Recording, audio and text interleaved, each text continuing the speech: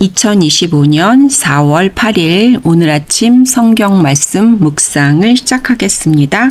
오늘의 찬송은 32장 만유의 주제.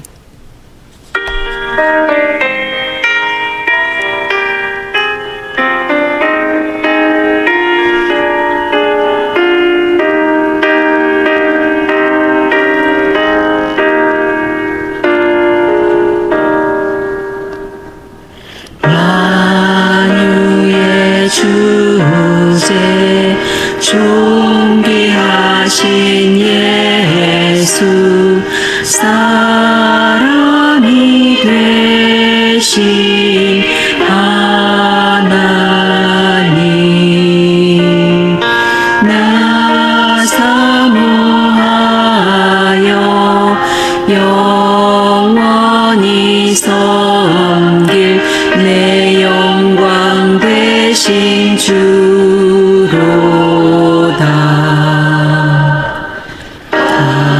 화려한 동산 무성한 저수목 다 아름답고 묘하나 순전한 예수 더 아름다워 봄 같은 기쁨 주시네.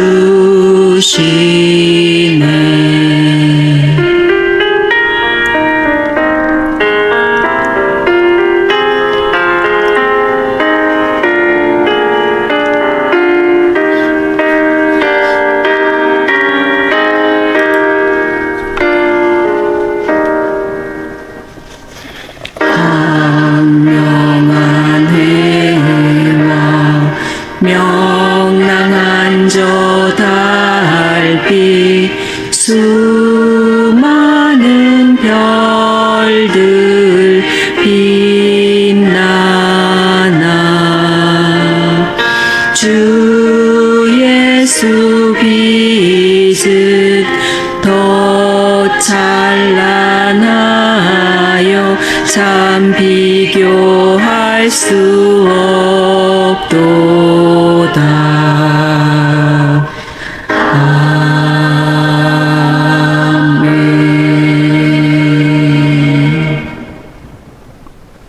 아멘. 오늘의 말씀은 누가복음 20장 19절부터 40절까지입니다. 서기관들과 대제사장들이 예수의 이 비유는 자기들을 가리켜 말씀하심인 줄 알고 즉시 잡고자 하되 백성을 두려워하더라. 이에 그들이 엿보다가 예수를 총독의 다스림과 권세 아래에 넘기려 하여 정탐들을 보내어 그들로 스스로 의인인 채 하며 예수의 말을 책잡게 하니 그들이 물어 이르되 선생님이여 우리가 아노니 당신은 바로 말씀하시고 가르치시며 사람을 외모로 취하지 아니하시고 오직 진리로서 하나님의 도를 가르치시나이다.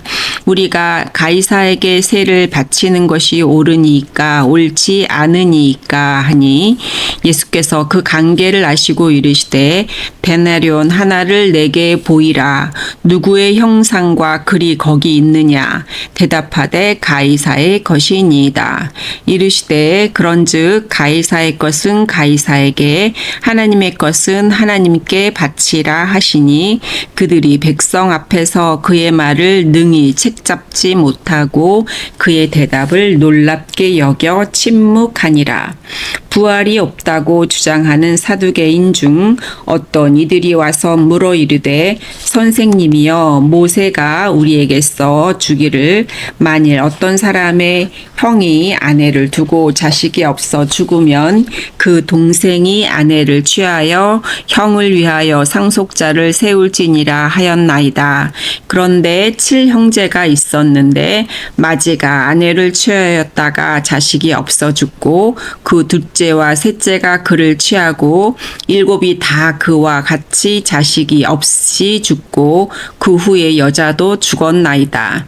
7이 다 그를 아내로 취하였으니 부할 때에 그 중에 누구의 아내가 되리이까. 예수께서 이르시되 이 세상 자녀들은 장가도 가고 시집도 가고 저 세상과 및 죽은 자 가운데서 부활함을 얻기에 합당히 여김을 받은 자들은 장가 가고 시집 가는 일이 없으며 그들은 다시 죽을 수도 없나니 이는 천사와 동등이요 부활의 자녀로서 하나님의 자녀임이라. 죽은 자가 살아난다는 것은 모세도 가시나무 떨기에 관한 글에서 주를 아브라함의 하나님이요 이삭의 하나님이요 야곱의 하나님이시라 칭하였나니 하나님은 죽은 자의 하나님이 아니요 살아 있는 자의 하나님이시라. 하나님에게는 모든 사람이 살았느니라 하시니 서기관 중 어떤 이들이 말하되 선생님 잘 말씀하셨나이다 하니 그들은 아무것도 감히 더 물을 수 없음이더라. 아멘. 오늘의 주제는 세금 논쟁, 부활 논쟁입니다. 예수님의 권위에 도전하다가 실패한 종교 지도자들은 이제 정치적인 문제인 세금과 신학적인 문제인 부활로 공세를 이어갑니다. 황제에게 바치는 인두세가 적법하냐는 함정의 질문을 도리어 세금이나 세속 권력에 대한 바른 태도를 설명하는 기회로 삼으십니다. 가이사의 것은 가이사에게, 하나님의 것은 하나님에게라는 말씀은 로마 황제의 통치 영역과 하나님의 영역이 따로 있다는 뜻이 아닙니다. 세속 정보를 세워 질서를 유지하는 하나님의 섭리를 인정하되 궁극적인 통치자는 하나님이심을 기억하라는 것입니다. 우리 역시 세속 권력을 향한 무조건적인 투정과 저항을 경계하면서 불법을 요구할 때에는 단호히 저항하고 그렇지 않을 때에는 세상보다 더 철저하게 법을 지켜야 합니다. 종교 지도자들은 예수님의 비유가 자신들을 가리켜 하신 말씀인 줄 알고도 들이키지 않았습니다. 그 말씀에 잡히기보다는 예수를 잡으려고 했습니다. 남에게 가혹하던 그들이 자신들의 치부를 드러내는 말씀에도 조금도 참지 못했습니다. 말씀이 내 마음에 악한 생각을 드러날 때 어떻게 반응하고 있습니까? 종교 지도자들은 집요하고 간교했습니다. 가르침에 놀라면서도 예수님을 향한 태도를 바꾸지 않을 만큼 완악했고 예수님을 제거하기까지 공세를 멈추지 않을 만큼 집요했으며 자신들이 직접 예수를 다루지 않고 로마 당국이 처리하게 하려고 정치적으로 민감한 문제를 가지고 나올 정도로 간교했습니다. 마음의 악한 동기를 인정하고 회개하면 간단히 해결될 문제인데 회개하려 하지 않으려니 이렇게 악을 키우고 스스로 완악하게 되고 만 것입니다.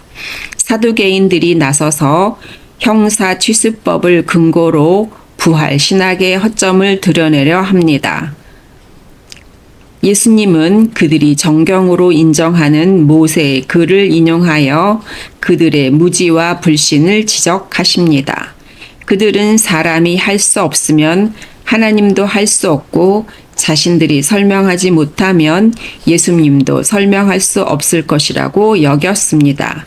그런 면에서 무지는 교만의 또 다른 얼굴입니다.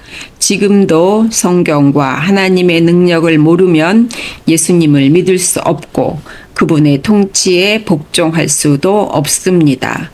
제가 아는 지식과 경험이 참 진리이신 주님을 만나는데 방해가 되지 않게 하옵소서. 아멘.